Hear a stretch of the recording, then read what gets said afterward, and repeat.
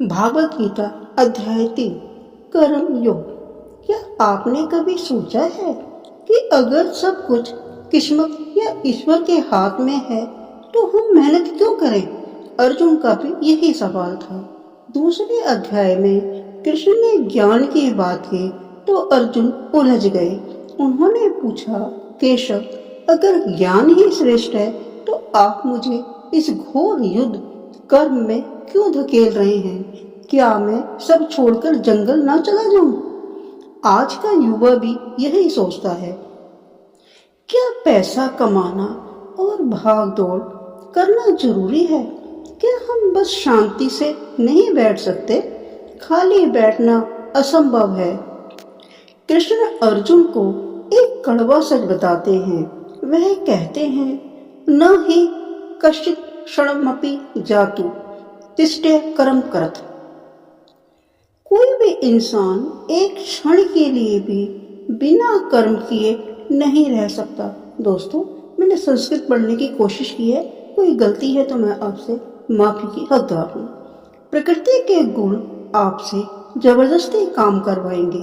अगर आप हाथ पैर नहीं हिला रहे तो आपका मन सोच रहा है, वह भी एक कर्म है। आलस में बैठना धर्म नहीं बल्कि पाखंड है। तीसरा, कर्म क्यों जरूरी है? कृष्ण कहते हैं कि इस पूरी सृष्टि का चक्र कर्म पर टिका है। सूरज समय पर उगता है, नदियां बहती हैं, इंद्र वर्षा करते हैं। यह सब उनका यज्ञ यानी कर्तव्य है। अगर भगवान भी काम करना छोड़ दें तो ये ब्रह्मांड नष्ट हो जाएगा। कृष्ण अर्जुन को समझाते हैं कि तुम एक क्षत्रिय हो और तुम्हारा काम समाज में न्याय की स्थापना करना है। फोर्थ, निष्काम कर्म का गुप्त रहस्य। यहाँ कृष्ण एक बहुत ऊंची बात कहते हैं, काम करें पर अटैचमेंट के बिना। उदाहरण, एक माँ अपने बच्चे की सेवा करती है, उसे फल की लालसा नहीं होती, वह उसका स्वभाव है। वैसे ही अपना काम समाज के भले के लिए करें। जब आप सिर्फ रिजल्ट के लिए काम करते हैं तो आपको तनाव, स्ट्रेस होता है।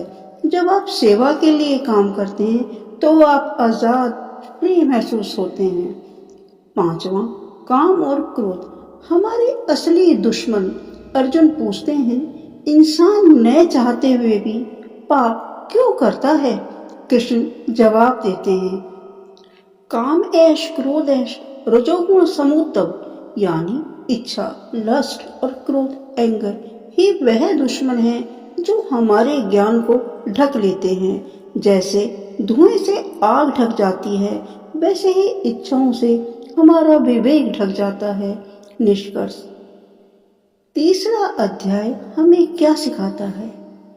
काम से भागना समाधान नहीं है, बल्कि काम को पूजा बना लेना ही समाधान है।